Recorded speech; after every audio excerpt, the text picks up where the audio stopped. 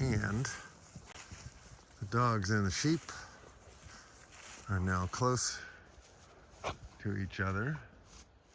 The dogs pay absolutely no attention to them, which is fine. That's what we want.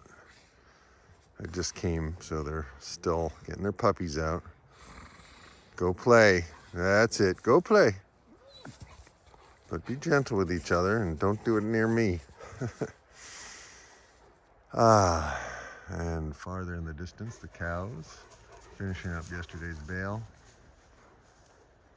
And all is well.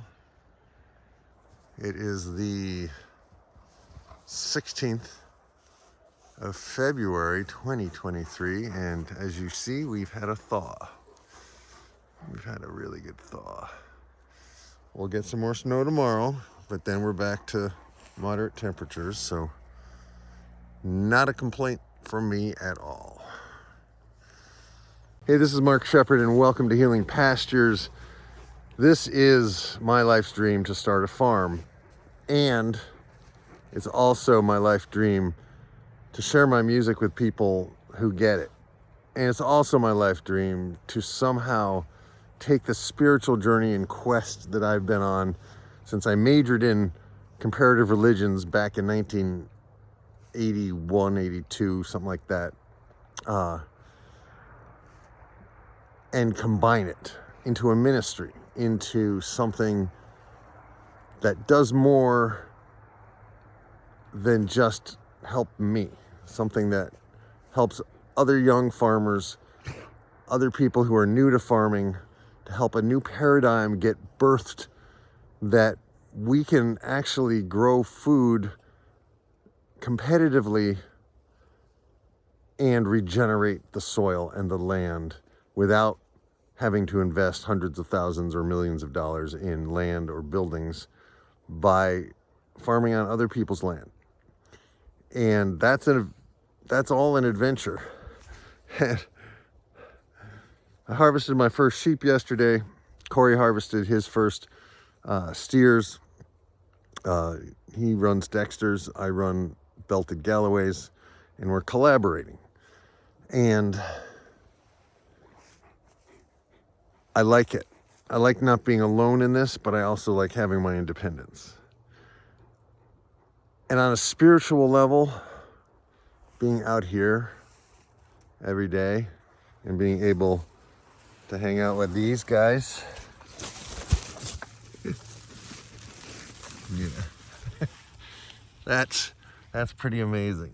That's pretty amazing. And of course, God spelled backwards is dog. No paws. We don't allow dogs to paw. So it's Thursday and I have company coming on Saturday. Sorry. And there's a lot going on. I'm gonna take my dad to some appointments today. So it's a day when I can think a little bit about what my next Sunday message is gonna be. And at the moment, I kind of want to share some of what's been going on for me personally, and also to understand that last week and the week before and the week before that were pretty intense with my dad's health and me feeling, I don't know, some sadness, some grief kind of coming in. And I realized finally, and it always takes me by surprise, but whenever there's a new emotional, spiritual process or piece, an old pattern that's leaving, there's usually a feeling of something dying, and it's not pleasant. But then if you just hang into it and you don't medicate it too much, so you can still feel it and kind of understand it, all of a sudden it leaves. It just dissipates. And then a new piece comes in. So I kind of want to talk about that. And it's a little bit like moving the animals, right? So I moved my dogs from my house where I was just kind of getting to know them and training them to hot wire. I moved them out here to the fields. And when I went home without them, there was sadness, right? And then when I took my dad to the hospital the next day and went home without him, there was a sadness. And we are not meant to be alone. And yet, many of us need that alone, quiet time to ponder, to understand, to reflect, so that we're not just flailing. You know, it's like, do you want to know where you're going? Or do you just want to go someplace, right? So for me, the farming is the first thing I've ever done professionally that has actually given me what I usually needed by way of recovering from the things that I do professionally. I don't know if that makes sense. But like when I was a hypnotherapist, the work was really good and really rewarding when the clients were willing to own their own process. But so often they wouldn't. And then after working with someone like for a full day on an intensive clearing session, I'd need rest, right? But when I come to the farm and do chores, do simple things, setting up fences or just checking things and making sure the animals have water and food, that restores me. That heals me. Yes, you're beautiful. You're beautiful. I have a lover boy here. I mean, look at that face. And look at the way he looks at me. He's a little boy. Yeah. How can you not be inspired by that, right? Now, this is a carnivore. This is an animal that evolved hunting, killing other animals and eating them, right? What kind of universe is this? What kind of a God would create a universe where animals eat each other?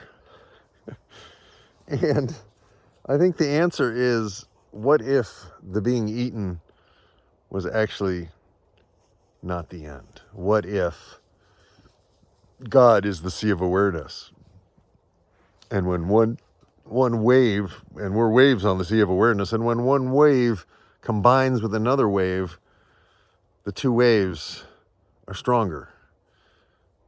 And something continues that is greater than the separate parts. I don't know. I don't know the answers, but being out here, harvesting some of my sheep yesterday, thinking about these ideas, thinking and feeling what it's like to be out here in the quiet, in nature, grounded, walking on the earth, not glued to a keyboard and a desk. Still doing a little screen time here. But to be able to capture these thoughts and to be able to then share them with people around the world who might resonate with it, who might want to be a part of something like that in their own lives, or a part of transforming the world by transforming the way we grow our food and transforming how we even think about food and what foods are good for us. I mean, you can't do much in the world if you do not have health. Without health, we have nothing. So it all has to start with health. And that's where my journey started. Hey, baby. There's Luna. Luna and Spike. Let's have a family. Whoa, I've fallen down. This is not recommended because they'll think I want to play rough, and I don't.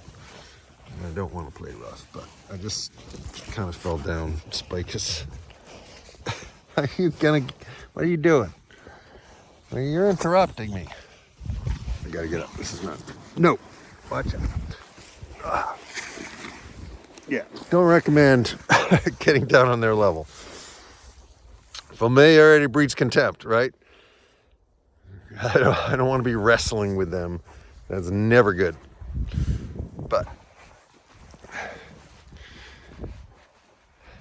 how can we not imagine that this consciousness, this awareness is sacred? How can we just go through our lives buying plastic wrapped food in the grocery store, or food from factories, or artificial meat that's full of plant toxins that nobody's talking about? How can we just keep doing that? I have to do something different. And some days it's too much. And then other days it's not enough. So I want you to think this week about the things in your life that sometimes are too much and sometimes are not enough. And to just reflect on how it's a process, it's a journey. It's who we are becoming by way of what we do, how we respond to the call that something larger than ourselves is sending to us. It reminds me of a song. Maybe I'll share this week.